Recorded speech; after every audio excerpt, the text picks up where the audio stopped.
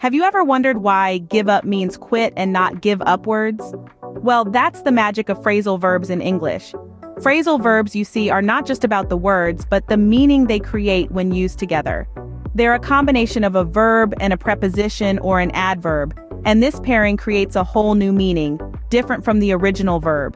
It's like a culinary recipe where the ingredients, when mixed together, create a unique flavor. In English, phrasal verbs are that special flavor, adding depth to your conversations and writings.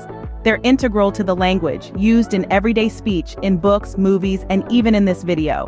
And if you're thinking, well, I can get by without them, think again. They're everywhere, and understanding them can truly elevate your English. So let's dive into the world of phrasal verbs together. Understanding phrasal verbs can make a big difference in your English conversation skills. Now delve into some common phrasal verbs and their meanings. Our first example is breakup. This phrasal verb doesn't mean to physically break something into smaller parts. Instead, it's often used to describe the end of a relationship or a meeting. For instance, after dating for 5 years, Jenny and Mark decided to break up. Or, the meeting broke up after 2 hours of intense discussion. Next, we have give in. This phrasal verb means to surrender or yield to an opponent or difficult situation. For example, despite the challenges, the team refused to give in and continued working on their project. Following that, we have turn down. This doesn't involve any actual turning or downward motion. Instead, it means to reject an offer or request. For instance, she had to turn down the job offer due to personal reasons. Moving on, look after is our next phrasal verb. This means to take care of someone or something. For example, during the summer holidays, I have to look after my younger siblings. Our fifth example is pick up. Now, this could mean physically lifting something off the ground, but it also means to learn something new or to collect someone or something. For instance, I picked up some French during my trip to Paris. Or, can you pick up some groceries on your way home? Finally, we have go on. This means to continue or proceed. For example, despite the rain, the parade decided to go on. As you can see, phrasal verbs can be tricky as they do not always mean what the individual words suggest. But with practice, you'll start recognizing and understanding them more naturally. Remember, the key to understanding phrasal verbs is to treat them as unique verbs with their own meanings. Let's continue exploring phrasal verbs. There's a whole world of these versatile expressions waiting to be discovered. Take the phrasal verb bring up, for instance. It doesn't mean to physically lift something higher. Instead, bring up is often used when discussing a topic.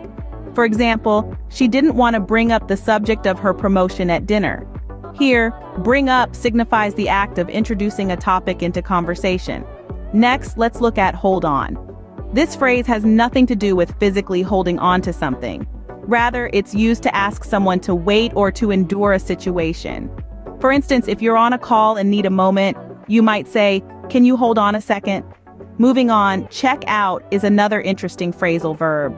If you think it just means to complete a purchase or to leave a hotel, think again. Check out can also be used when you want to investigate or look at something more closely. So if your friend has a new gadget, you might say, "I can't wait to check out your new phone." Now let's delve into setup. Beyond the literal meaning of arranging or preparing something, setup can be used to describe the act of tricking someone or creating a false scenario. For instance, he felt like he was set up when he walked into the surprise party. Last but not least, come across is a phrasal verb that refers to finding something or meeting someone by chance.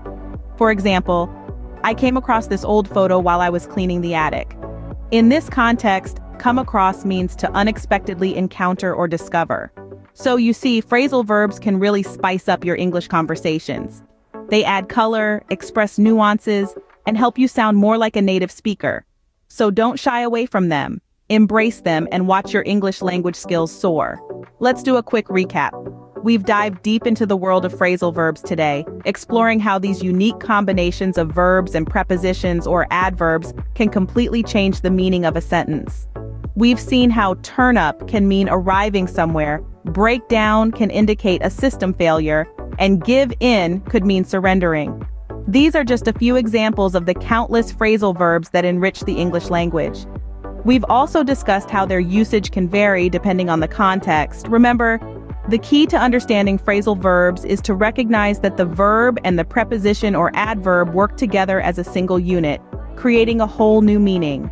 The more you expose yourself to these phrasal verbs, the easier it will become to understand their meanings and use them confidently.